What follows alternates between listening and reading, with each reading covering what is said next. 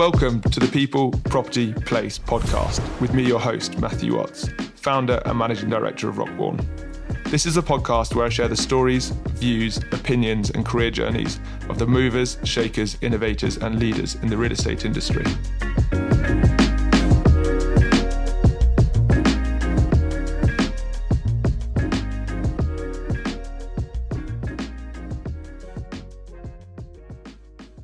Welcome to the People, Property, Place podcast. Today we are joined by Issie Armstrong, Director, Global Alternatives Specialist at DWS Group. The DWS Group, formerly Deutsche Asset Management, is one of the world's leading asset managers and currently boasts 841 billion euros of assets under management. Issie studied real estate at the Royal Agricultural University before joining Deutsche Bank as an analyst. She's since held roles at Eden Rock Group, LaSalle, Aviva Investors, and is a mentor for Moving Ahead and Gain. In 2021, Issie was a finalist in the Investment Week's Women of the Year Award. Her experience spans investment specialist, real estate development, and asset management. Issie, welcome to the podcast. Thank you very much. Thank you for having me. Well, welcome to the studio. As you know, a place that I always like to start these conversations, because we'll come on to your role and experience at DWS at the moment, a bit later on, is how did you get into real estate and why did you decide real estate was the right kind of route for you? Well, I was at school in Bruton and I was trying to find a degree that I wanted to do. I wanted to do something vocational. I wasn't particularly academic. And so back in the day, went back into my careers library, no joke, pretty much just spun round and picked up a couple of prospectuses, and the Royal Agricultural College at the time, is now obviously the university, flicked through and was like, oh, real estate, that sounds interesting. Maybe I'll just have a look. A friend who had gone the year before, so I went up and visited her, and it felt like a very nice extension of the school that I was in. It was very countryside focused. You know, it was on a farm. The school, the university was very small. It felt very kind of, a natural extension. And so I went there and did my real estate degree. And unfortunately I graduated in 2008, which is obviously not Brilliant timing. Great time to come out of university. And then I was like, oh God, what? There was no APCs, being handed out unless you were like the top candidates. I think there was maybe one or two. There were naturally at Siren, most people were offered APC placement. Our year, obviously, there was a handful to the top students being. So was that an APC placement post-university or was it like a part of a sandwich degree as part of your course? Post-uni. Yeah, so timing-wise, it's quite difficult. But before we get into that, did you have any real estate? Did you have anyone in the family who was in real estate? No, none at all. My father's in the military. As is mine. Yeah, my mother's was ex-military, now a nurse. There was no exposure to real estate or investing or anything. It was pretty much just, I'd say, luck of my kind of looking at for vocational qualifications. So it was literally real estate. There wasn't really much else in terms of choice, in terms of other I did a business degrees. In economics A-levels with history, and obviously I enjoyed the economics and business side of it. So I felt that the real estate investment may be something I could get into. And back in the early 2000s, all the papers were talking about,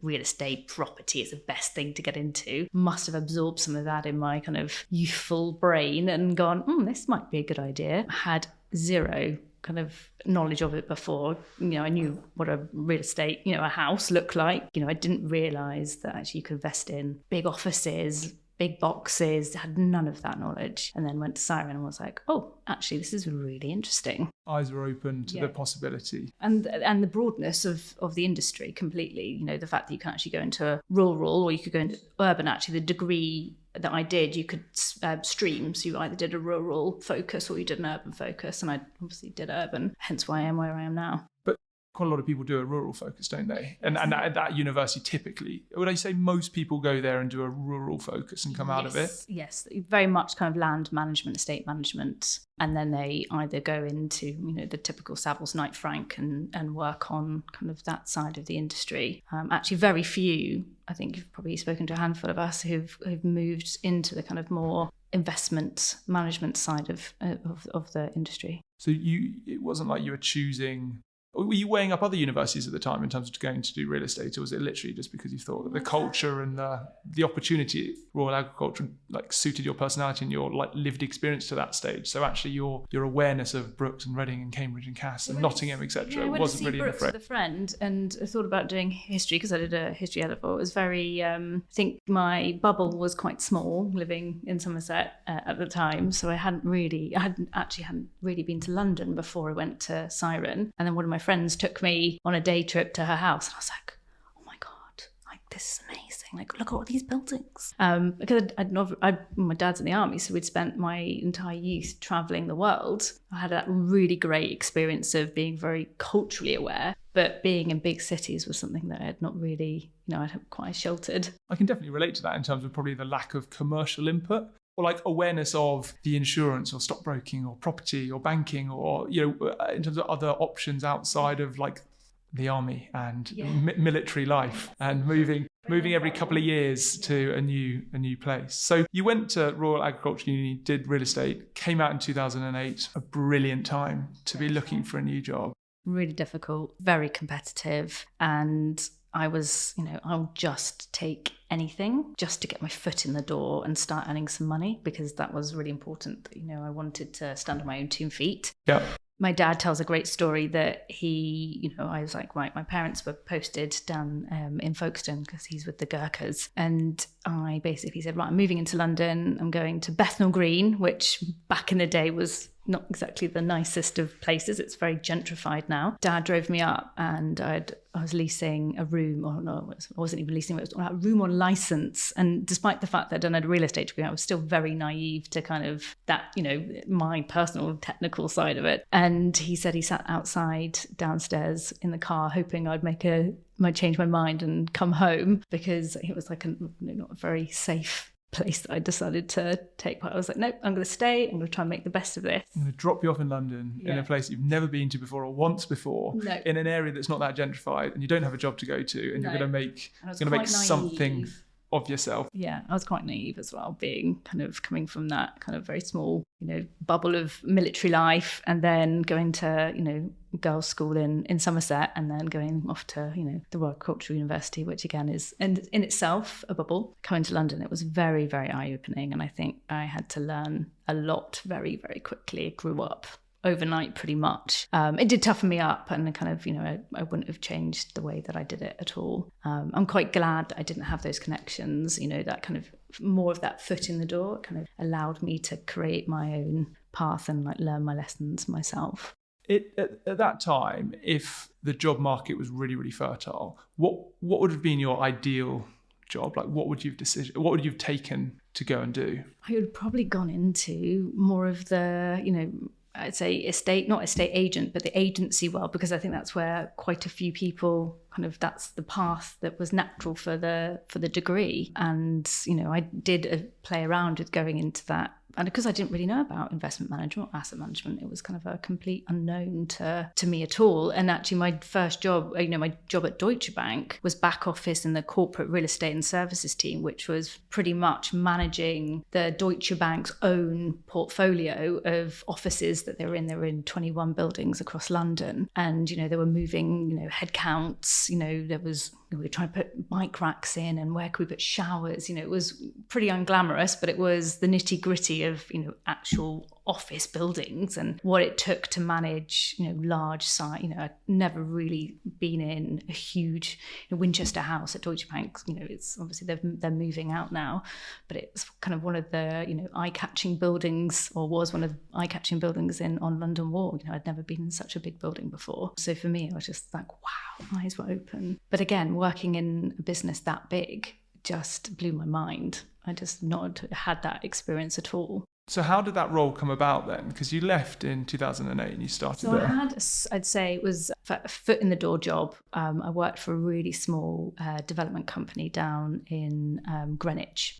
They were actually, really, for me, that was a great first foot in the door, because actually it helped me network. I was focused on, there was the Millwall football stadium. The company owned all the industrial land around, and they were looking at putting a master plan in with Lewisham Council to create a regeneration project. It's actually a really, really great project. It's still ongoing now. They're looking at kind of, not gentrifying, but creating a huge mixed use development that would encompass, all of Millwall, but a number of other industrial units. So I was helping manage those industrial units, literally going around and collecting rent in cash, putting in like requests for repairs and things. There were sheds, and they were literally tin sheds. And there were some very dubious characters that I had to deal with, going collecting £5,000 in cash. I'd have to put in my bag and carry on the tube back to the office. I can only imagine. It was great. But I wanted to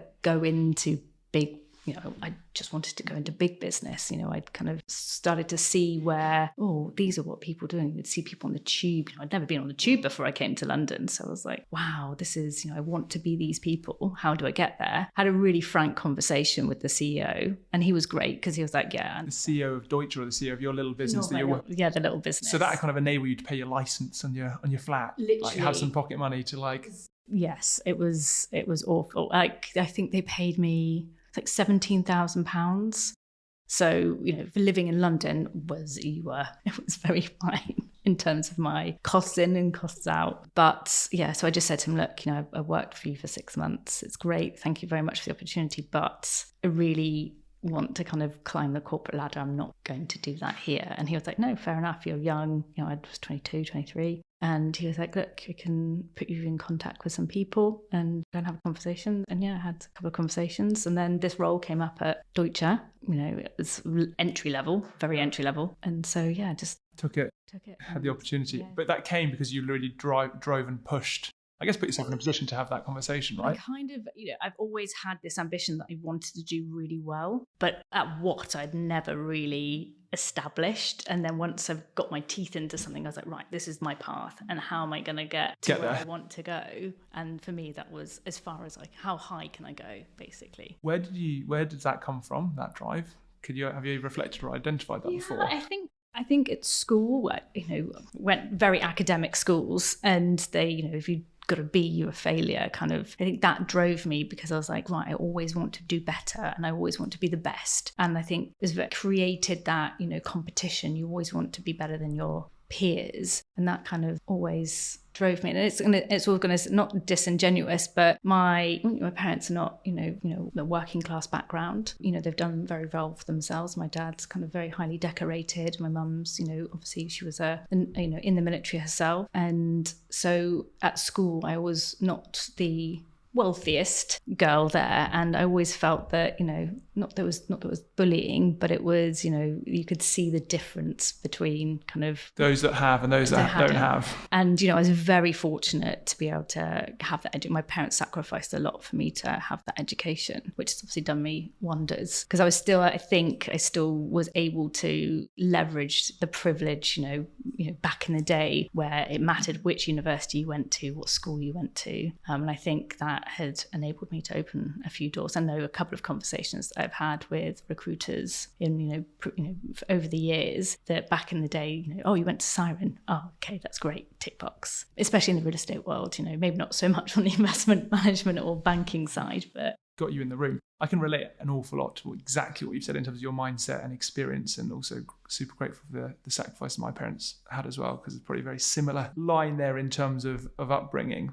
So you landed at Deutsche Bank in the corporate real estate team, responsible for managing the assets on a freehold and leasehold basis that they owned or occupied? So most of them were leasehold. Okay. But I wouldn't say I was managing. I was a junior in the team managing. That was managing. Yes, you were learning and assisting. Taking the teas and coffees. No, but it was really interesting. I was very lucky. I had a boss who I complained to a lot about. I was very, as you are when you're young, you want to, the job that you're doing is never good enough. You always want to get to the next. And he was always trying to give me stuff to keep me occupied. And I can remember then being exposed to the investment banking and the investment management side. And actually, by coincidence, I'd had not any direct interaction with what was DWS Asset Management, but I knew of them. And so then I was like, what do? They do real estate. Oh, that's interesting. And then worked out, actually, there's this massive, very naively, oh, there's this massive world that I've not got any exposure to. And then walking the floors of the bank, I was just like, this is, the buzz that you get off those floors. It's the same buzz that you get off our floor today, is that, there's constant deals going on and there's constant chatter, there's market knowledge, it's always a hubbub. Where I felt back, in the corporate real estate team, it was great, but it just didn't have that same buzz, and I just wanted to be part of it. And so how do I get there? And then that's when I think my strategy started. I was like, right, I want to get into that world. How do I do it? And that was, doing, the IMC and the CFA. And so I was like, right, I'm going to try and pursue this, but I now need to think about how do I get broader experience, because I've got real estate experience. But if I want to look and feel like I work in the investment world, I now need to learn about other asset classes, because then I became, more attuned to the fact that there's more than just, everybody hears about stocks. There's more than just stocks. It's kind of this whole broad spectrum. And I was like, right, I need to be able to talk about this. So then I moved to a small investment bank to basically, again, a very junior analyst role, where I was at my desk at 6 o'clock in the morning. It was on equity side, so complete deviation from real estate. It was great because it was that exact buzz that it was not pandemic the whole time, but it's because it was on, trading floor and we were on the research side. You got that, you could cut the air with a knife. Sometimes the tension was that bad. It was like the markets were horrible, but it was great because I was at my desk at 6 o'clock. We were pumping out, reports for the market for 8 o'clock. And it was this, at 8 o'clock because I was the junior, that was my job to send all the reports out to all the portfolio managers in the industry, and it was to get your reports out or into their inbox first, because obviously it's after you've read 20 equity research reports, you're kind of bored. So it's the first couple that you take notice of, and you pick up the phone and maybe do a broker deal with them. And I loved it, and I was like, oh, actually maybe I could make my career here. This is great. I kind of started to think about it, and then it was the 2012 crash, and our entire securities department was made redundant. I can remember it. It was December, the December, and I was actually in New York with one of my colleagues who worked in the corporate bank, and we'd gone on holiday together because it's going to sound really superficial, but we were very young, and we're like, oh, we can fly to New York and buy some dresses for our Christmas party because, we've got a bit of money in our pockets now. And I can remember getting on the plane with a BlackBerry, switched my BlackBerry off, and then got off the plane and switched my BlackBerry on to check my emails while I was waiting for my luggage. And there was literally an email that was like, dear colleagues, we've decided to shut the securities team department. We can just notified the stock exchange. And I was like, don't turn up to work on Monday. But no, because you were in a consultation process, you had to turn up to work. So I had to get to work at 6 o'clock. Obviously no clients, we had to still write the reports and send them out, but we couldn't even send them out because we weren't sending them to anybody, but we had to prove that we were still working. And we were just sat there like the whole floor of us were just like, this is god awful. But it is brutal. It's brutal in that side of the industry. But there were so many people, I think 5 other security equity research departments had already been made redundant. And so it was like, well, what do I do now? Like, I'm not going to be able to, I'm so junior and I don't have like a fancy degree from Oxford. I'm not an economist. And a lot of the guys who've been in the industry on equity research side, your name is everything. So you don't want to be out of the market for so long. So a lot of them took, job cuts, pay cuts just to stay in the market. And I thought, well, I don't, I'm not that kind of, well known. I'm not, actually not at all known. I'm just a minion in that team. So I was like, right, okay, what am I going to do next? Like, this is the next challenge. And I thought, right, I just need to, again, financially, I just need to get a job to stay in because, normally it's like you don't get a job without a job. So I was like, right, I need to find something. And I just saw a role at Eden Rock, applied for it, and I got it. And it was, Eden Rock's a relatively small firm. It's an asset management firm. So it was pretty much literally you come in and you do a bit of everything. So I was just like, if you pay me, I will do it. I'm coming. I just want the experience. Yeah. You guys are nice. It was awesome because it was, a couple of friends who had started the firm. And then obviously they'd built that firm up. And it was, it sounds disingenuous, but it felt more like a group of friends just managing, a lot of money. But it wasn't this, and they worked incredibly hard. But it wasn't that, you were just another corporate number. So I kind of felt that's quite nice to be able to soft land when I've just been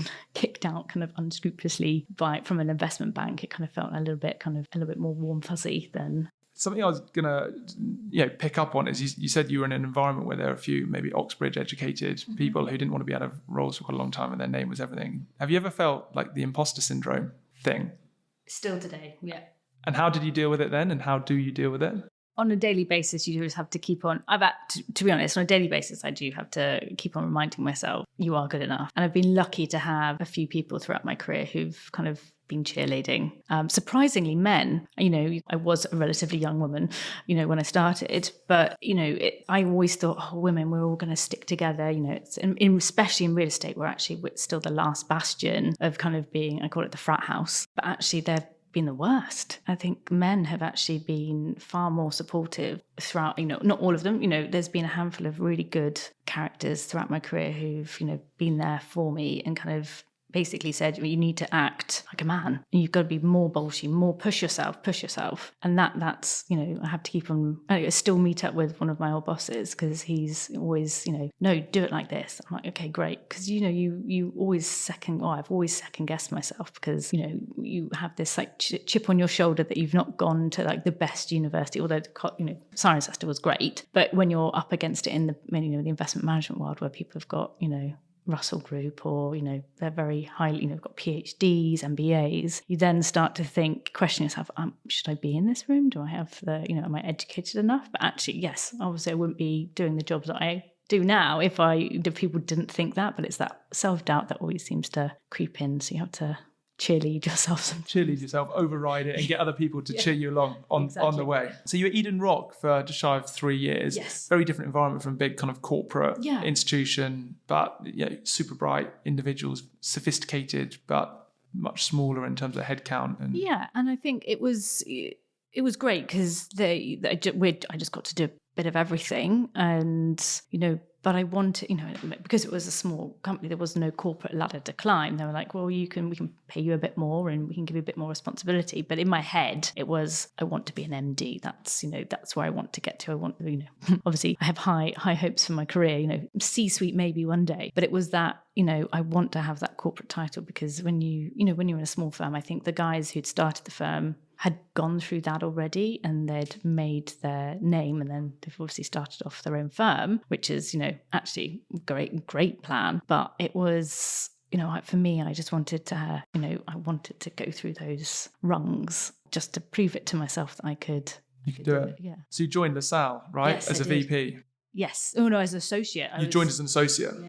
And that was so LaSalle was relatively smaller than it is today. It's obviously done very, very well. And we were in what we call the client capital group, which spanned everything from product development, product specialists, sales, investor relations. So everybody started off when you were at the junior level, you basically just did everything to get the exposure to as much global real estate as you could. And then as obviously at the time that I spent there, the team got more refined and then we could, channel ourselves into kind of, I'd say, more niche roles. And then for me, I did a stint out in their Chicago office, which was fantastic, getting exposure to US real estate markets. Completely, I thought that, they would be fairly similar, but the size of the real estate and, the volumes in which they invest in is just absolutely kind of mind-boggling. So yeah, I had a really great time doing that when I was out there, and getting to see kind of how US investors work, because again, completely different ballgame when you're talking to US, what they think and, what they think about their portfolios versus a European, I say typical, obviously that's a generalization because they're very, very different across Europe and Middle East and APAC. And then I came back and it was kind of like, what do I want to do? Do I want to go down the more salesy, let's capital raise route, or do I want to go down the more like kind of product investment specialist route? So I did start off doing kind of more sales focused role. And when I was young, I enjoyed the prospecting, kind of like that, aggressive, let's go out and try and meet as many people as we can and how many relationships can we bring in. And then after a while, it does get, I had kudos to the guys who still do it. It's like the stamina you have to kind of cold meet people and just kind of have something to talk about. My brain just...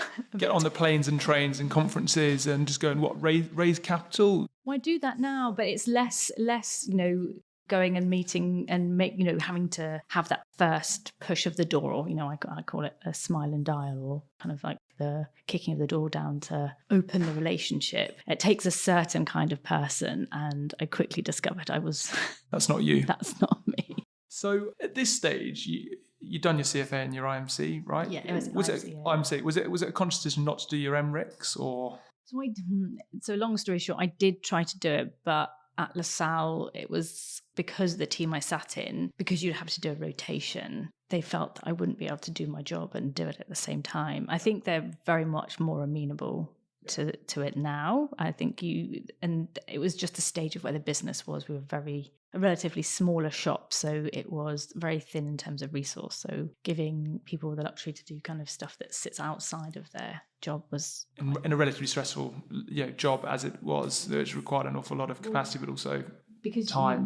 We lived and died by the capital that was raised, so it was literally all hands to the deck, and we were capital raising globally. And when you think about capital raising, you think, oh, you go for one meeting, you meet an investor. The amount of work that goes into some of these pitches and relationship building. I can remember one Japanese investor, very, very large, the multi-billion pound mandate or multi-million dollar mandate, and took us 2 years to get that to the point where we got to the final meeting. And that final meeting included 60 people. The entire Japanese contingent come over, and it was obviously with Japanese investors. It's very hierarchical. Where do they sit? All the documentation we needed, all the presentation. It was company effort. We had pretty much every senior person come over from all over the world to sit in this meeting, and just the extraordinary amount of work that goes into capital raising.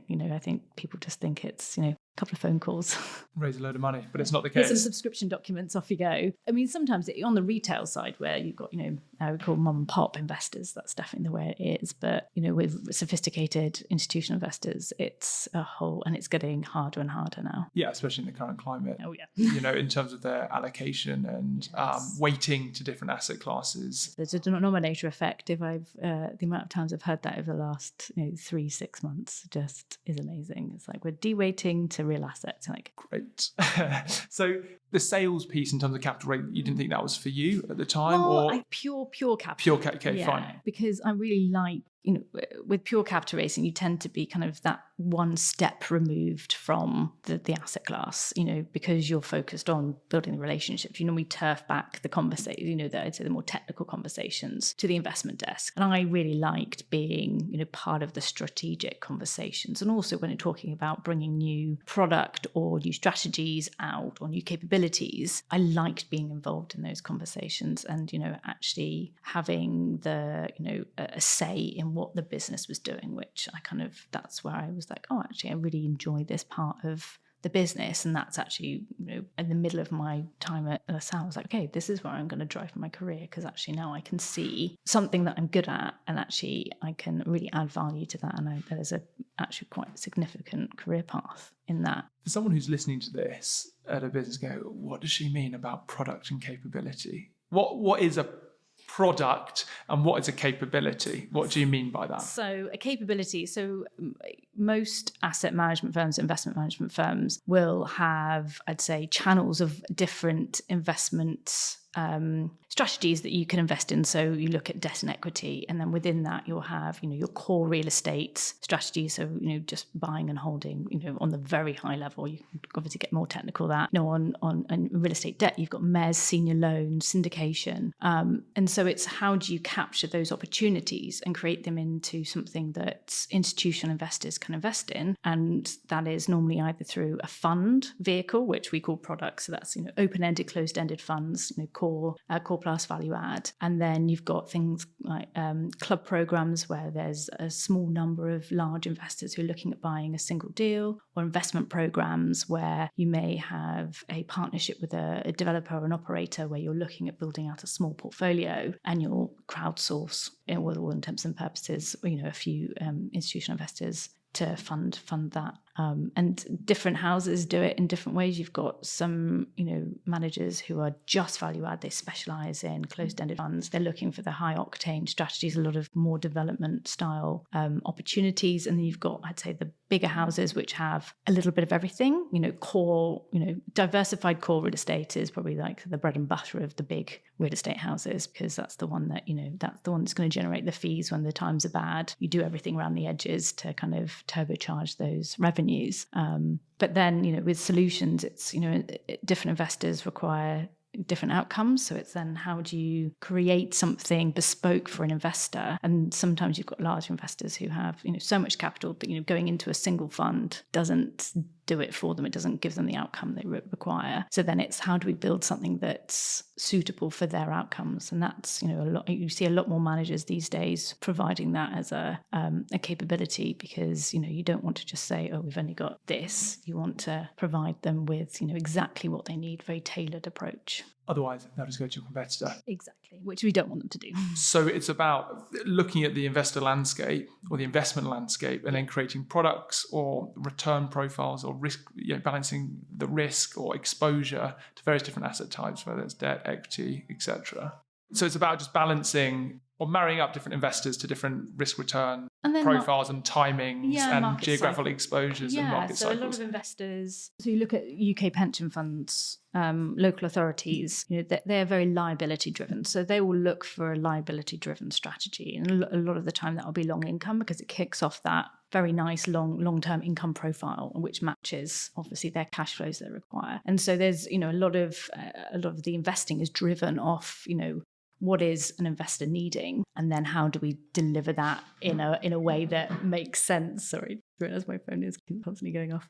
But it just, I've seen the industry change over the last 10 years, where it was very much that everybody just had a kind of a bog standard, we have a core fund, we do value add closed-ended funds, this is all we do. But it has evolved as the asset classes within real estate have evolved itself. We've seen, senior living becoming, a more mature asset class. You've seen student housing was something that didn't really exist when I was at university. And actually now it's, in the UK, it's a really big asset class to invest in. We've obviously had logistics over the last 20 years have come from being kind of just industrial to actually, over the pandemic became the most sought after, investment to do, because obviously everybody was like, oh, well, actually everybody's buying everything online. We need huge big boxes now in strategic locations to be able to deliver all this new online demand that we're seeing. And actually recently, I think since the pandemic, the asset classes or, the markets have moved a lot quicker than they've ever done before, more reactive. I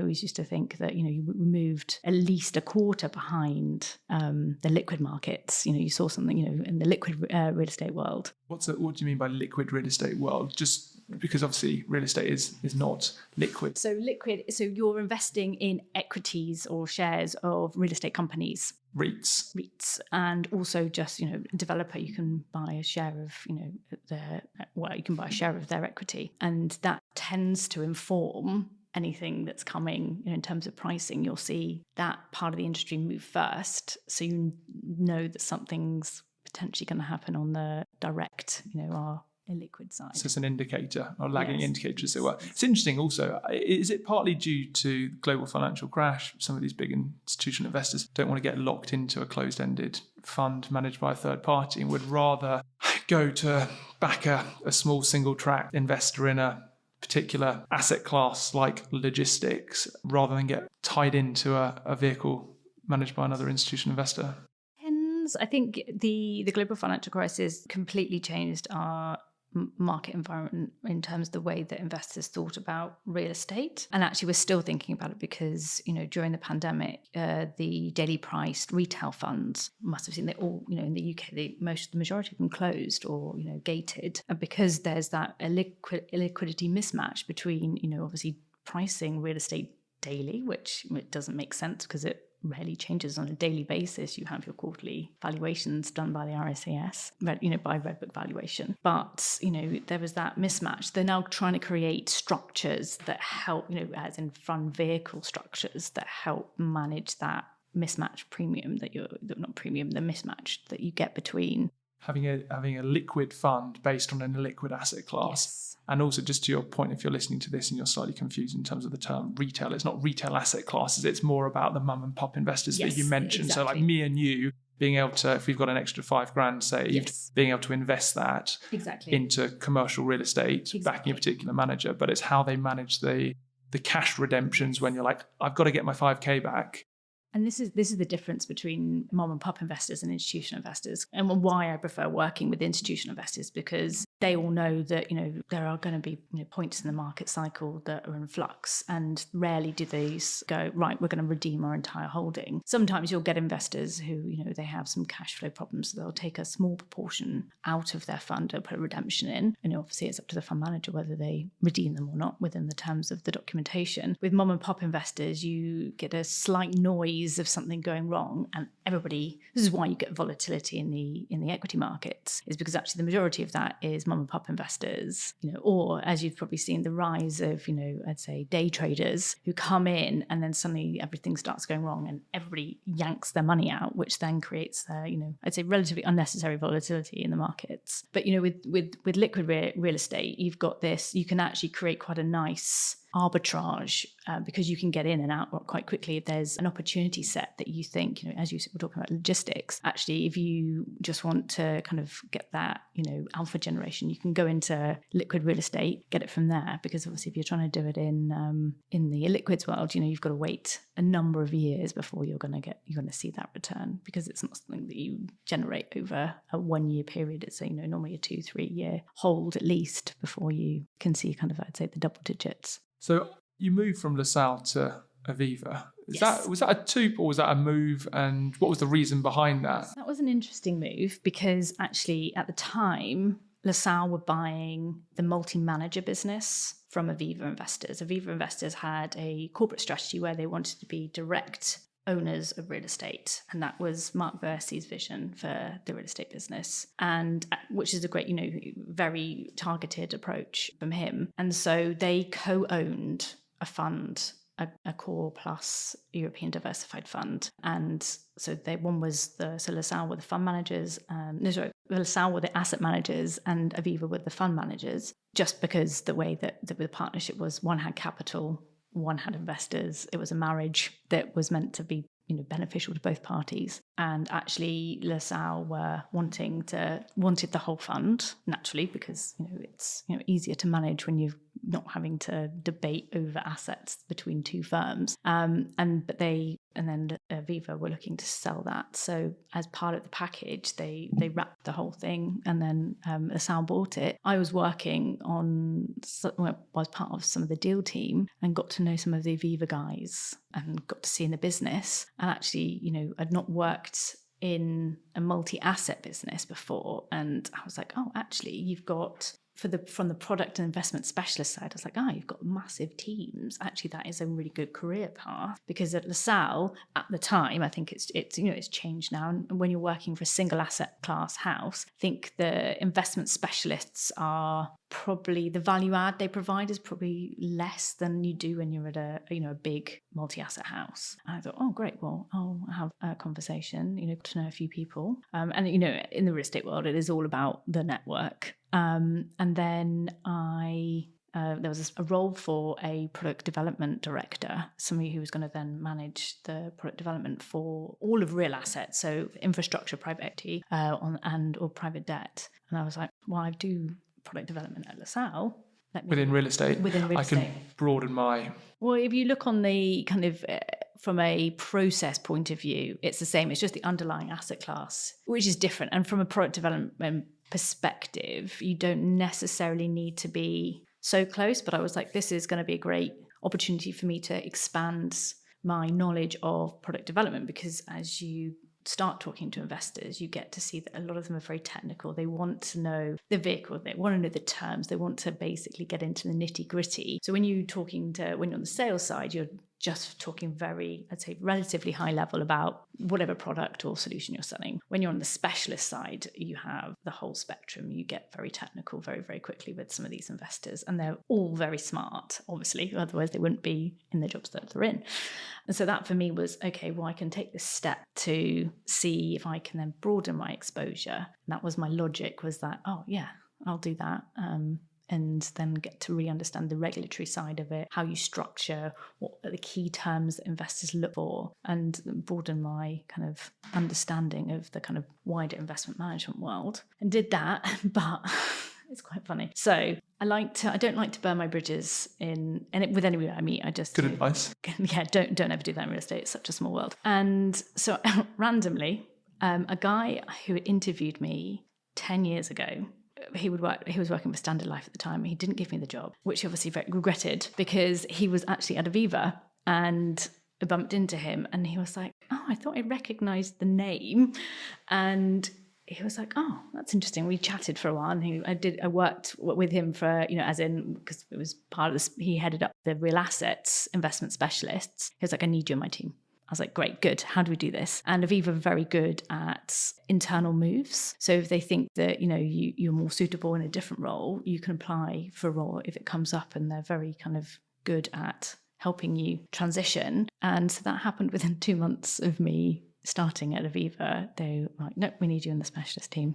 And so the specialist team was real asset focused, or so the team was real asset focused, because Mark Versey had very wisely, because that's what everybody else is doing now, is pulling together all of the private market asset classes and putting them under one roof, and basically starting to provide a single offering out to investors.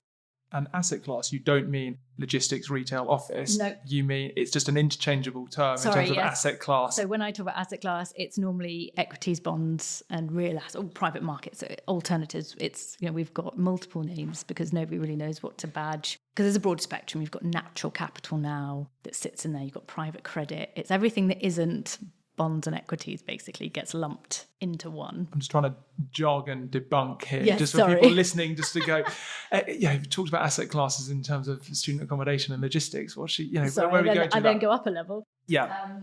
But so I was responsible for the real estate investment specialist team. So I was there across Europe. And there I was overseeing 12 different investment strategies. And so the investment specialist role is, I'd say, a really nice hybrid between salespeople who are going out. So you're meeting with investors, you're talking about markets, you're talking about strategy. Equally, you're working hand in glove with the portfolio management team, transactions team on each of the funds, or, SMA, segregated mandates, which are the bespoke products, or on single deals. So you're kind of proxy, we call ourselves proxy PMs, because you're kind of sat in between. You can represent them in meetings because you are so close to the product that, I sit in all the IC meetings, I sit on transaction calls. I live and breathe it. So I can then go out and have, a conversation as if I was in the markets doing the investing myself. Why do you need your role?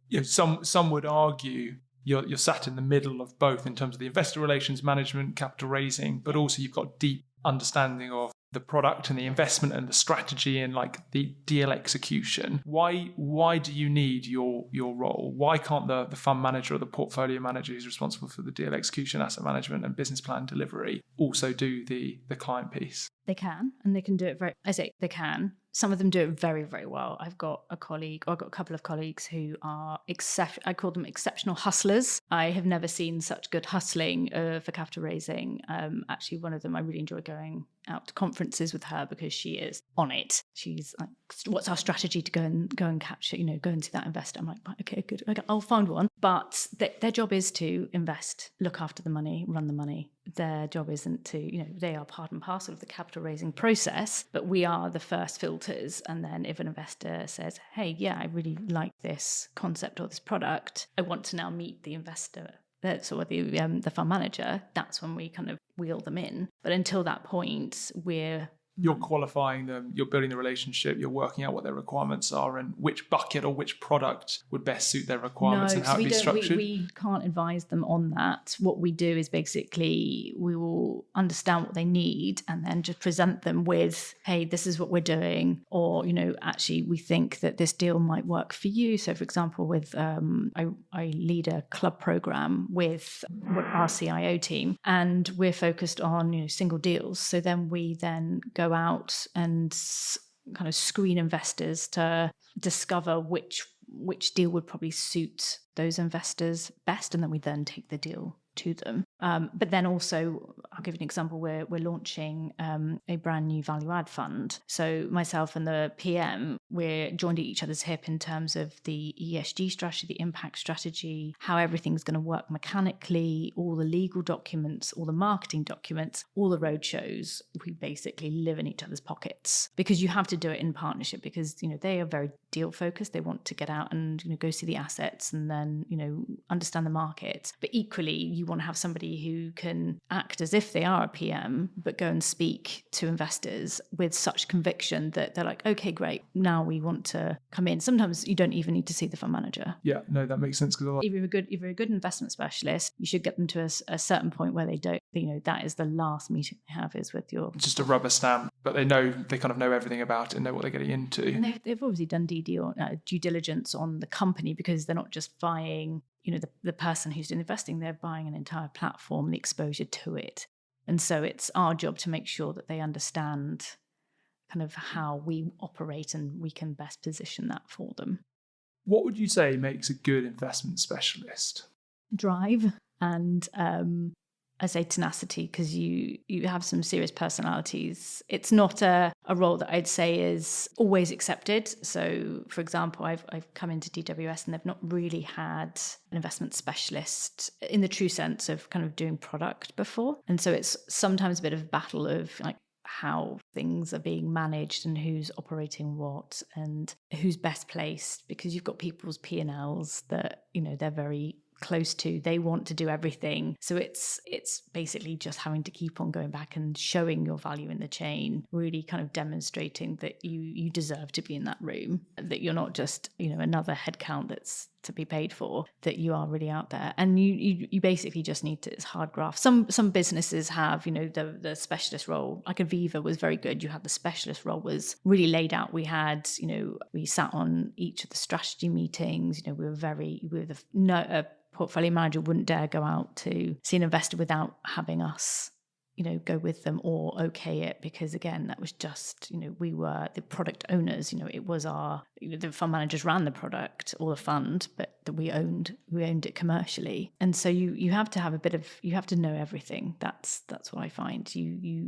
You have to be a specialist in real estate, but you have to understand structuring. You have to understand commercial terms in terms of how do you price things, where your margins are. To understand that the technical real estate. You have to understand how you do a deal. Then your debt strategy. So it's a little bit faceted. It's a challenging role, right? And there's not that many of you out there. No, would you say that? And it's quite a niche part in terms of the wider real estate fund management or investment management market. It is. We tend to, there are very few and far roles in between because I think once you get into a good one, you want to hold on to it. Because it is really nice, I'd say a half house, because some days, like for example, last week I was in Barcelona in INREV. A couple of weeks before that I was in MIPIM.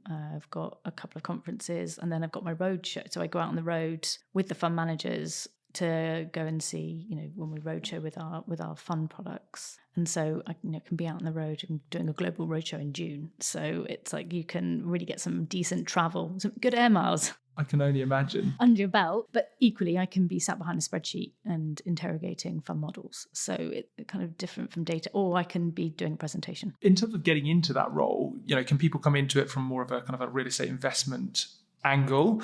Or do they typically come in from more of a kind of capital raising investor relations angle? Or is it, just a bit of a blend and a merge across having the commercial skills, the drive, the product understanding, the interpersonal skills? I think it depends on the person. So a lot of investment specialists have been portfolio managers in their previous lives and they've kind of come across. Because I think it's easier to come from the real estate or whatever asset class that they're working in to then learn the kind of specialist, all the other facets that you need to understand to be a specialist. I find it very hard for a pure salesperson to come across and really, because real estate isn't people think it's an easy asset class. And I think because people live in it, they work in it, they play in it, they really understand it, but not until, and you don't have big investment houses doing it for people who kind of just shoot off the hip. There is hundreds of people who come together to create kind of best-in-class strategies. So you really want people who have, lived and breathed real estate as well, because, it's not something that you can just wing. Pick. Yeah, I'd like to say that you could, but you just can't. You can't. It's not. Especially with the money and the people that you're dealing with and just the expectations, it's just vast. And especially when it's big real estate, you're not talking, a couple of $100,000. This is, multi-billion dollars or euros or pounds or whatever currency you're in that, we're investing, and you see some, I was looking at a deal the middle of last year, 1.3 billion. They're not small assets. So you have to really have conviction and data behind that while you're doing that deal, because an investor will, not take you on your word because they do their due diligence. But again, if you've made a bad call, you have to have, a good reason why that's been a bad call. You moved relatively recently, within the last couple of years, yes, to DWS from Aviva. What was behind that? And can you just give me a bit of an overview of DWS and your role and what you're doing with the business? So, I would have stayed at Aviva, a really great team. And actually the fund manager that I was working for on the value add fund was, a dream to work with. He's actually one of the best value-add investors I've ever had the pleasure of spending time with. But the Aviva Group made a decision to sell off part of the European business, part of the insurance company, which impacted the real estate team. And I felt that my career is always, from when I've been a specialist, has always been, focused on European strategies facing out to global investors. Quite hard to do that when you don't have a European team, because, your competitors are big real estate houses, big asset managers with, what we call boots on the ground. So if you've not got the boots on the ground, it's quite hard to do real estate well. And I felt from a kind of, trying to capital raise from that side of the role was really difficult. And DWS, although probably not a brand name that you hear very much on this side of the channel, in Germany, huge. It's obviously Deutsche Bank's, was Deutsche Bank's asset management company. And so for me, there was a good opportunity to be able, and they hadn't had somebody in this role specifically. They'd had different flavors of specialist, but, they wanted somebody to come in and really own that space, which is what I've come in to do.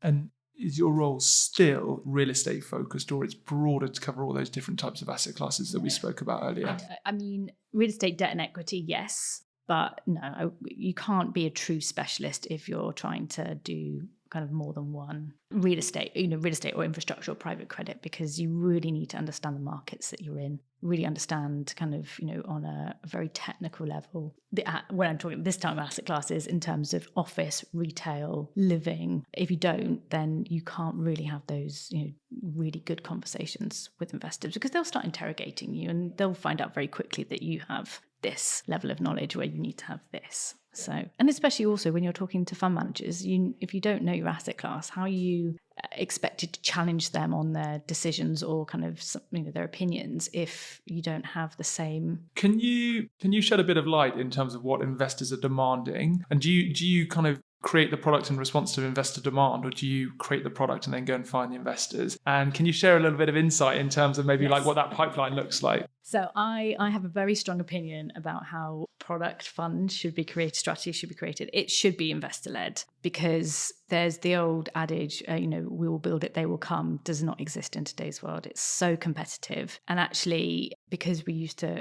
the asset classes were very bog, 20 years, 25 years ago, very bog standard. You had office, you had logistics or industrial, retail, and actually in the UK, nobody did real estate, residential, but it was pretty much those are the core asset classes that you had. Now you've got so many different kind of subsectors, niches, that you can't just build something. Diversified core funds, yes, but the competition is so high in Europe I think there's 16, 17 firms in the InRev Odyssey, which is the indices for core diversified funds. You can't compete against, when they've got 7-8 billion, there's no chance that you're going to, unless you start absorbing other smaller funds, there's no chance that you compete in that. So for me, it's, what is going to be appealing to investors? What is the next big thing that, from a value add perspective, but also what can be a long-term core play? And is there anything, that we can do around the edges in terms of, interesting opportunities? Because they don't sometimes sit in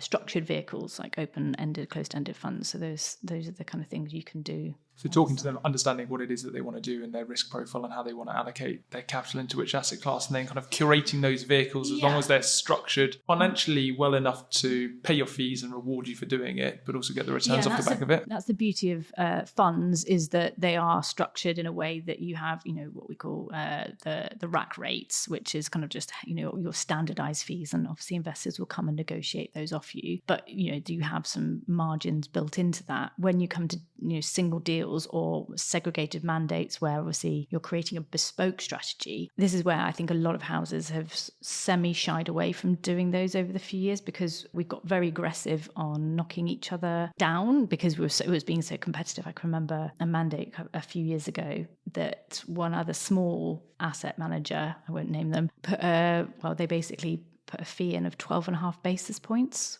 for a very large mandate, which for the rest of the market that was doing, sub 30, it was like, okay, so you've really undercut us just to get this mandate. But then that sets a new baseline. And so it's an expectation, and how do you get, and a basis point is a percentage of a percent. A percentage of a percent, yes. And it then becomes, how do you run a business when your margins, at the end of the day, we've got people to pay. And it's not necessarily about, we're charging hundreds of basis points and we're, all driving Ferraris. It's actually, if we're charging such thin fees, then actually how do we pay for the best talent? Because that, at the end of the day, the best assets within a business are the people that work for you. Sounds like you work in recruitment. You should do, at least.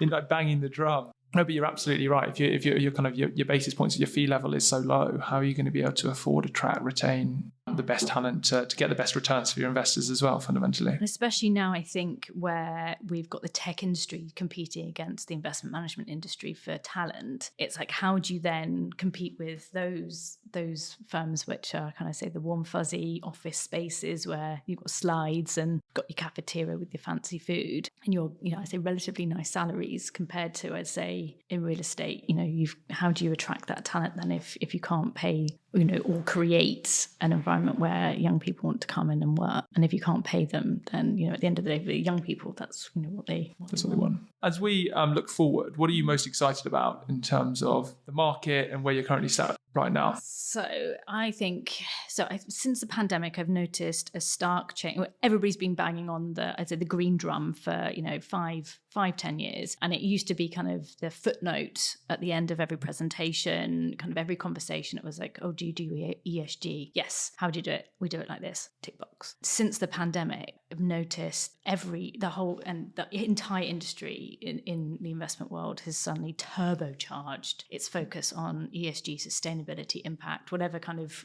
cut you want to call it. And the regulations have also been changing quite significantly. So that's a really interesting part of the market to be in, not only because obviously the opportunity set there, but from a personal perspective, actually seeing that the impact that we can have on our built environment is fascinating, because as you probably know, real estate creates, over a third of global carbon emissions. And how we can help mitigate that going forwards is, for us as the industry to challenge. And that's in direct response from investors wanting that product. No, this is a lot of it is from you see a lot of people in the industry want that change, because again, we've all signed up to the UN Sustainability Development Goals as businesses, but also from most of us in the industry, we can see the the change that needs to happen, the transformation globally. So you've got people who are, very, very, focused on it. I have some colleagues who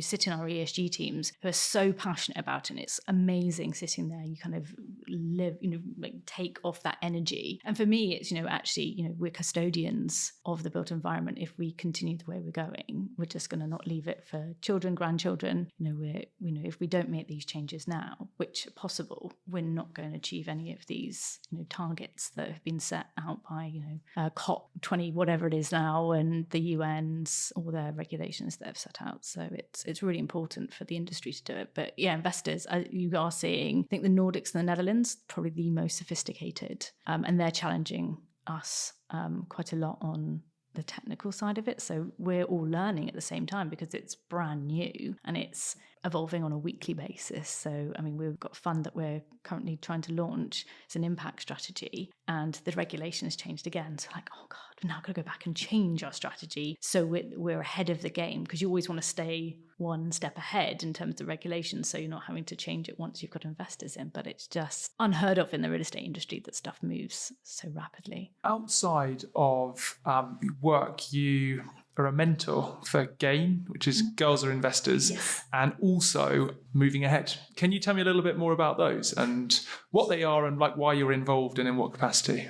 So GAIN has been something I've been doing for a number of years, and it's basically a charity that looks at bringing more females into the investment management industry, irregardless of their background. Because as we know, there's been a huge push for kind of, more diversity within the industry, but that all starts with pipeline. We've got some really great senior women, but they're few and far between, especially on the real estate side. So for me, it was I called it sending the elevator back down. How do you create that pipeline of young talent that don't necessarily know about the industry? And Girls Are Investors is a great organization that does that. They basically link you up with schools and universities, and you go in and either speak to them about your industry or just generally about the investment management industry. They also just ran a really cool investment challenge where they had schools, basically it's more on the liquid market, so on equities, but you were speaking to the students because they had to put together a pitch of why their stocks were doing, what their recommendations were. But it was basically just to get out there and show that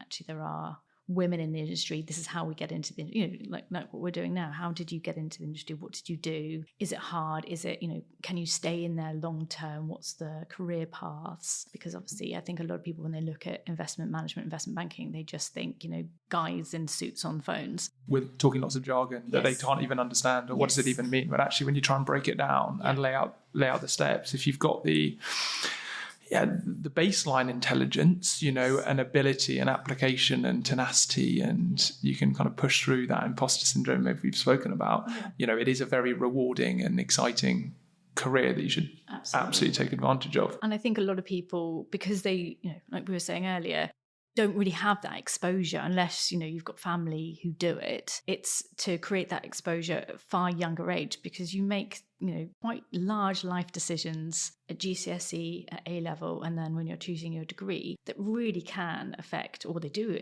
impact your future path. So actually, if you get to them early enough and say, hey, actually, there is this whole career path or set of career paths that you could potentially be interested in. It's not just a lot of people, you don't grow up and go, I want to be a real estate investment specialist. Do you? You want to be, I want to be a doctor, a teacher, a lawyer, because you just don't have that exposure at a young age. And so it's basically just trying to broaden the knowledge, make them feel that actually there is opportunities for them, whether it, because you can be accountant you can be a lawyer, you can, be a salesperson. It's not just you have to be a fund manager. So it's providing them, but also we do want female fund managers. I'm not saying. Yeah, I was going to say, so if you're a senior lady who operates within the real estate investment management space, do they go and just check out GAIN online? And likewise, if you're a lady, who's exploring your career options at the moment, or you're on the path a couple of years into it, who would want to be linked up with someone a little bit more senior, are they to go to GAIN as well? Or? Yeah,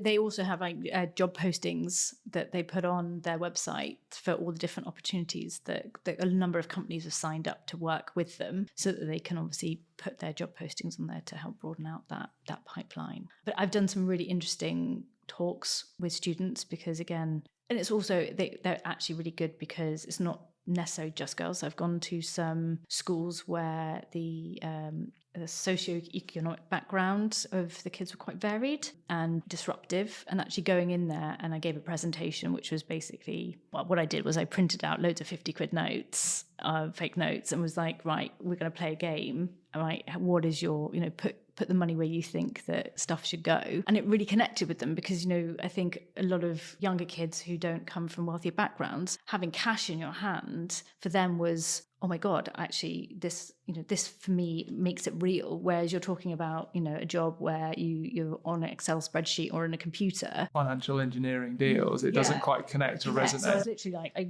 spent 2 nights cutting out 50 quid notes off paper, put them in stacks though. But it was, for them, that was a really great way. And I've worked with ULI, which is the Urban Land Institute, who do an urban plan with schools as well, which is also about town planning and impact of your local community. And you go in and basically they get a big plan, and they've been told that, this is what's happening. How do you want to set out your local area, price up the houses, where does the social housing go, where's the community centre and everything. And actually, I go in there and you got they group up by themselves, and you've got, you think they use your nerds, they will be the ones that are going to do the best. Actually, one of the last ones that I did, there was a group of girls, and you never judge a book by its cover, and this is a great example of that. Very unruly, very loud group of girls, hoodies, and I was like, oh, they're just going to obviously not take any notice of me because, I've got quite a plummy voice considering my background, and they were the best. I was so shocked. They messed around for a bit, but the presentation at the end they gave was so phenomenal for the group. I was like, great. And actually, some of them connected with me on LinkedIn. So I was like, this is, great that you can reach out, because the industry does need to change. I think that we're changing fairly slowly in terms of the types of people and backgrounds of people that are in our industry, because, you get that groupthink, don't you, when you've just got one specific set. So it's been, I'm really involved in trying to change that dynamic, and it's great seeing that coming through the pipeline now. Need more people like you getting involved with these organisations and opening people's eyes up to the possibilities within the real estate space. Izzy, as we draw to a close, a question I ask everyone who comes on the podcast is, if you were given £500 million worth of equity, who are the people, what property and which place would you look to deploy that capital? Pounds. Oh, I know you work in euros.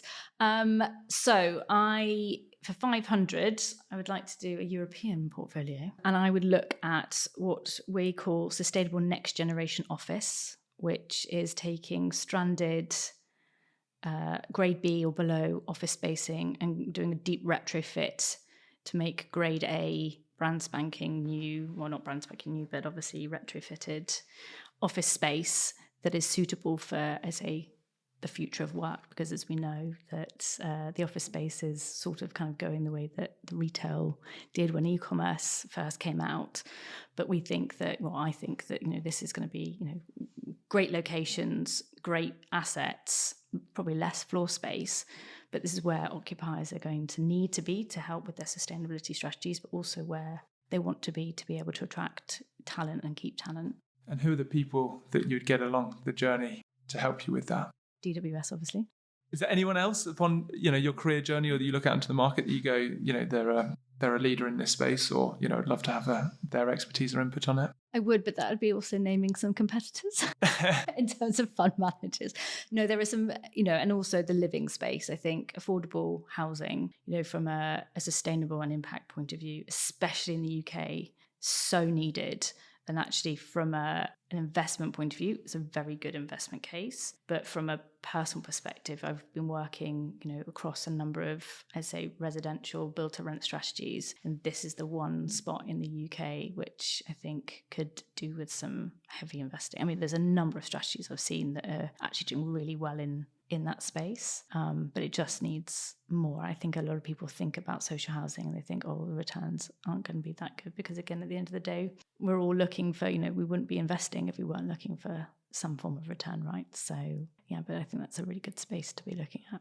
Makes complete sense. One last question. And I was going to say, what advice would you give to a young lady who's looking to kind of get into the real estate space? But I'm not going to keep it as just young ladies. What advice would you give to a young person getting into the real estate space or wanting to get into the real estate space who might struggle with imposter syndrome and might struggle with a bit of lack of direction? Mm-hmm. What would you say to that individual? I would say go do either your CFA or your APC, because that would always stand you in good stead, because people look for that kind of degrees. Unfortunately, these days, everybody has them. And the next step is to do that professional qualification. And actually, you see more people in real estate doing IMC CFA now, as well as doing an APC, because again, in terms of the financial kind of element of the industry. But I would say, you just have to network, because it's still that it is who you know. And that's always stood me in good stead is, people I've met throughout my career. I still, speak to them now, because, you go to conferences, you go to meetings, and, we move around, as you know. It's a small industry, we all move around. There's very few faces that, I'd say relatively new across all of, I'd say, Europe. But it'd be good, I think, people just trying to start out, try a bit of everything, because I think until you've really, unless you kind of go into, say, asset management, and that's your thing, try something, a little bit of everything. I think that I've found my perfect career because I did a little bit of everything. And I think some of the best, so the current fund manager I'm working with at the moment, she's come from transactions. She hasn't just done a portfolio management role. And I think that makes you a better fund manager, because you've got a different aspect. You've not just done one thing. So I think having a broader exposure across your career path is always, I don't know, that's from my personal perspective, because it just gives you that understanding of what other people do as well, I think. Yeah, makes complete sense. Well, Issie, thank you so much for joining me on the podcast today. I've really, really enjoyed the conversation and certainly learned an awful lot, and no doubt the people listening to this will do as well. So all the best with 2023, and excited to see what you and the team go on to achieve beyond that. Great, thank you very much. Thanks for listening to this episode of the People, Property, Place podcast.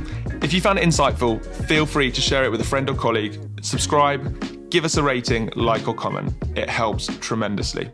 It'd be great to hear from you on LinkedIn. I'm super open-minded to recommendations of which guests you think we should get on the podcast or areas of the market that we should explore further. So do drop me a message. The People, Property, Place podcast is powered by Rockborn.